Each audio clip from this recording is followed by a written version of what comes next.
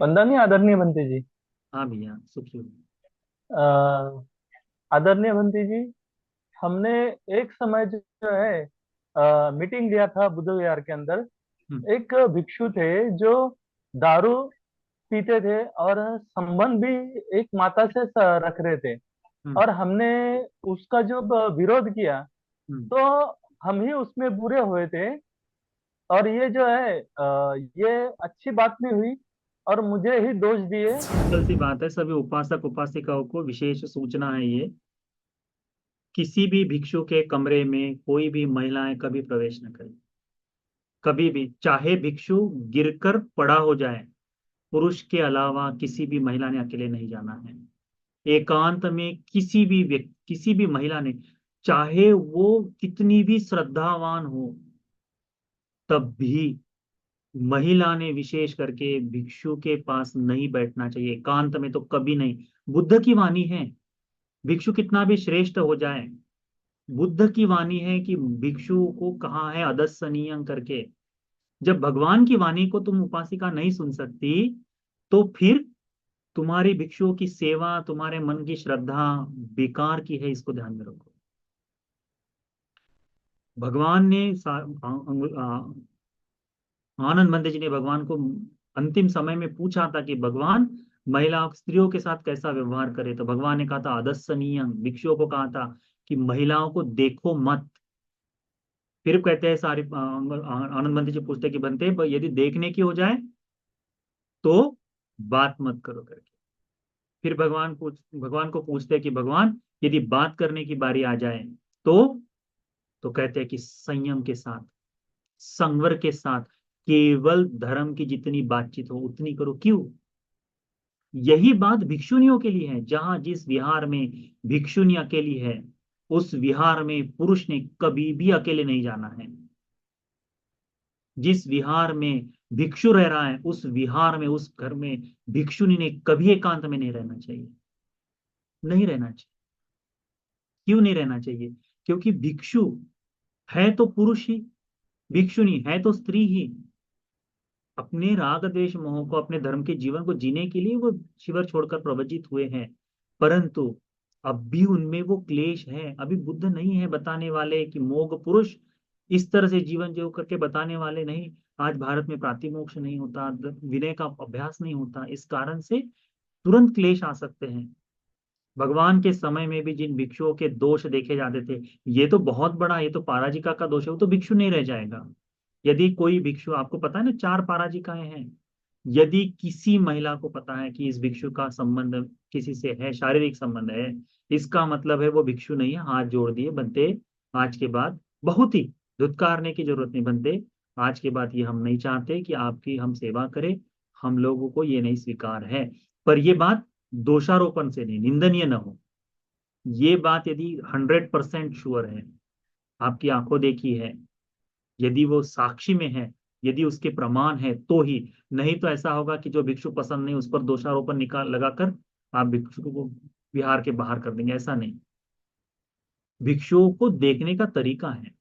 कोई भिक्षु अपने बुद्ध विहार में आए तो हमेशा उस भिक्षु के लिए दरवाजा खोलिए कि कोई भिक्षु आए, और पहले देखिए कि 2 दिन 4 दिन भंते जी आप आए।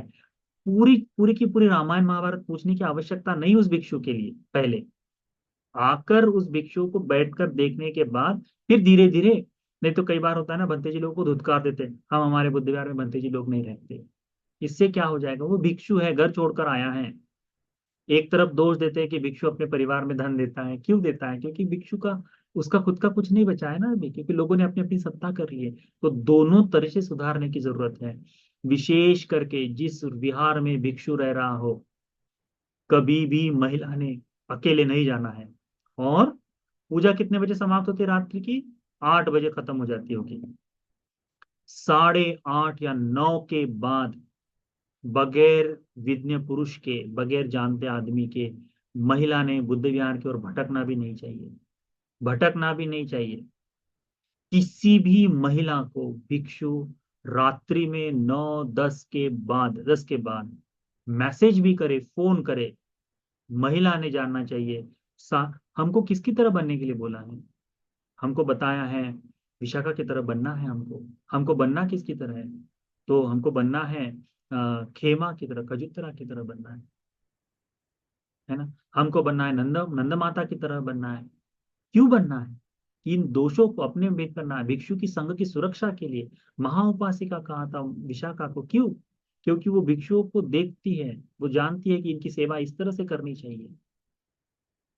जिस धन को आनंद भंते जी ने उसके हार को, विशाखा के हार जो था, उस हार पर हाथ रख दिए है, आनंद भंते जी ने उठाकर रख दिए हैं, इतने मात्र से वो संग की हो गई करके समझने वाली वस्तु।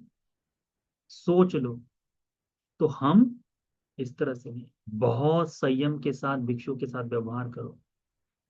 क्योंकि निंदा किसकी हो रही है? भिक्षु संघ की हो रही है। निंदा किसकी हो रही है? उस महिला की हो निंदा होगी।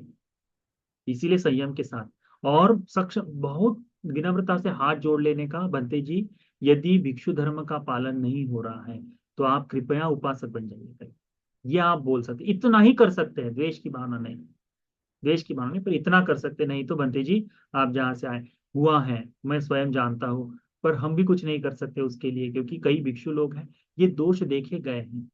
तो उसको दूर करने की कोशिश करो तो ठीक रहेगा। पहले तो हम अपने में सुधार कर ले। परिशुद्ध भिक्षु संघ धीरे धीरे बनते ही जाएगा। जैसे जैसे धर्म जागता है ना समाज में, जैसे जैसे लोग नियमों को जानते हैं कि भिक्षु ये दोष नहीं कर सकता, भिक्षु ये दोष नहीं कर सकता, भिक्षु ये दोष नहीं कर सकता, तो उपासक ने निंदा नहीं करनी है कि बंदे जी ये तो दोष आपका है, नहीं।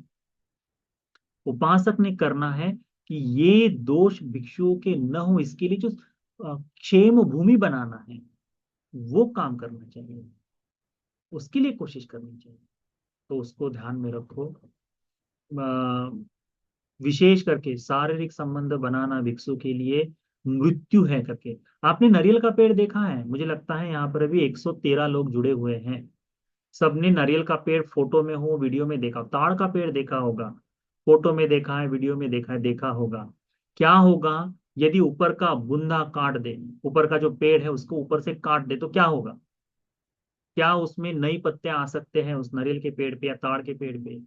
नहीं आ सकते हैं। इसके बाद वो बढ़ नहीं सकता, क्योंकि उसको बढ़ने का एक ही तरीका है। जिस भिक्षु को ये चार दोष हो जाते हैं, पराजिका हो जाती है, वो भिक्षु अब उस धर्म में बढ़ नहीं सकता, बुद्ध शासन में बढ़ नहीं सकता। वो बढ़ नहीं सकता, वो मर चुका है। वो मर चुका है उस समय से, ऐसा समझो।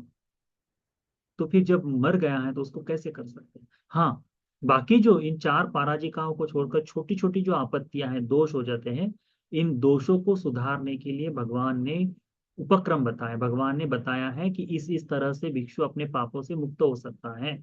हमारे यहाँ अभी आश्रम में, भारत में ऐसे कई परिशुद्ध भिक्षु संघ हैं। आश्रमों में भी अभी भिक्षु लोग बन रहे हैं। जैसे जैसे ये संख्या 20 के ऊपर हो जाएगी, तो परिशुद्ध भिक्षुओं की 20 की संख्या होते ही किसी भी भिक्षु को परिशुद्ध बनाया जा सकता है, शुद्ध किया जा सकता है। उस बात को ध्यान रखो, ठीक है।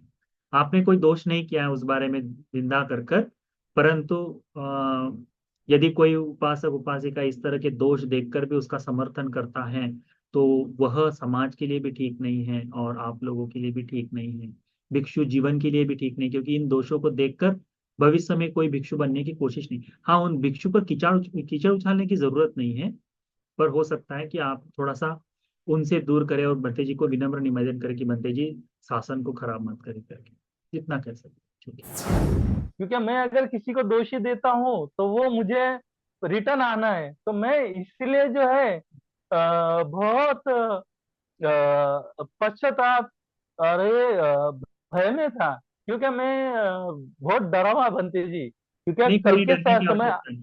डरने की आवश्यकता नहीं है उपासक। यदि वह वास्तव में सत्य है और आपने उसके लिए दोष दिया है, तो उसके लिए आपको डरने की आवश्यकता नहीं है। धर्म के अनुसार ही, धर्म उपासक के तौर पर आपने करणीय कार्य किया है, इस बात को ध्यान में रखो। ठीक है। उपासक ने जो करना चाहिए वो करणीय कार्य किया है, उसको ध्यान